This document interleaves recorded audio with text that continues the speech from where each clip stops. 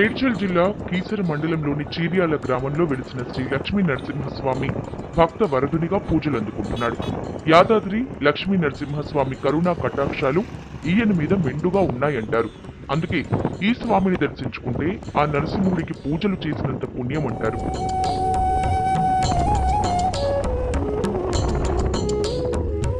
ఇక్కడికి రాష్ట్రం నలుమూలల నుంచి కాకుండా చుట్టుపక్కల రాష్ట్రాల నుంచి కూడా భక్తులు వస్తూ ఉంటారు.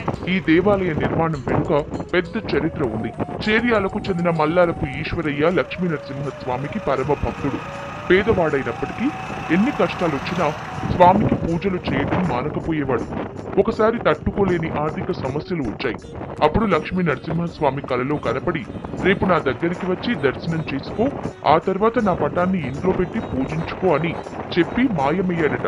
దాంతో తెల్లవారగానే లేచి యాదగిరి లక్ష్మీ నరసింహస్వామి దగ్గరికి పోయి పూజలు చేశాడు. అఖండ దీపంతో నిత్యం స్వామి ఆరాధన చేసేవాడు.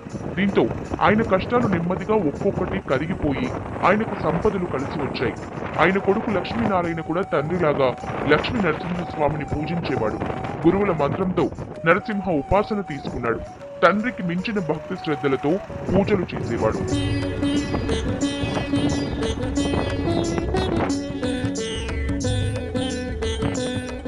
ఒకరోజు పట్టం ముందు కూర్చుని పూజలు చేస్తుంటే స్వామి విగ్రహ రూపంలో దర్శనమిచ్చాడట. దాంతో లక్ష్మీ నరసింహుడు ఆదేశించాడని మంచి విగ్రహాన్ని తయారు చేయించారు. ఇంటికి తీసుకొని పోదామనుకుంటే స్వామి కలలో కనిపించి ముందు యాదగిరిలో తన దగ్గరికి తెచ్చి పూజలు చేయండని చెప్పాడట. స్వామి ఆదేశాల ప్రకారం ఆ విగ్రహాన్ని యాదాద్రిలోని లక్ష్మీ నరసింహస్వామి విగ్రహం ముందు ప్రాణ ప్రతిష్ఠ చేశారు.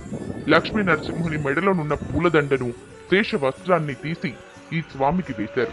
ఆ తర్వాత మేళ తాళాలతో ఊరేగింపుగా ఇంటికి తీసుకుని పోయారు. నిత్య ధూప దీప నైవేద్యాలతో పూజలు చేశారు. ఆ తర్వాత వారి ఇల్లే గుడిగా మారింది. స్వామికి నిత్యాభిషేకాలతో పాటు కళ్యాణం కూడా చేసేవారు.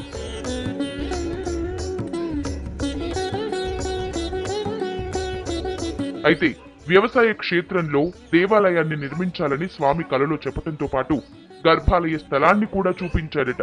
దాంతో 2007 ఏప్రిల్ 19న గుడి నిర్మాణం ప్రారంభమైంది. 2008 మే 1న విగ్రహ ప్రతిష్టాపన జరిగింది.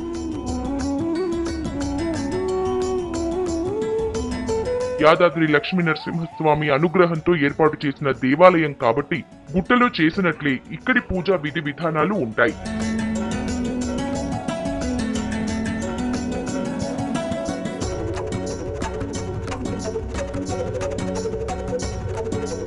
ప్రతి గుడికి ఒక ప్రత్యేకత ఉన్నట్లే ఇక్కడ కూడా ఉంది. స్వామివారి చుట్టూ 41 ప్రదక్షిణలు చేసి కొబ్బరికాయ కొట్టి సంకల్పం చెప్పుకుంటే కోరికలు తీరుతాయని భక్తులు నమ్ముతారు.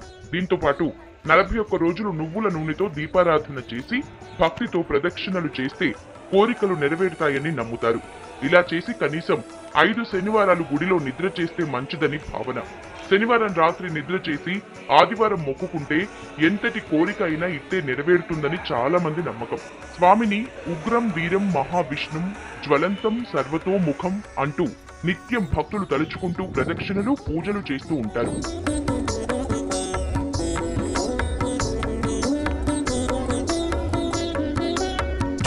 లక్ష్మీ నరసింహస్వామి దేవాలయంలో ఎన్నో ఉపాలయాలున్నాయి.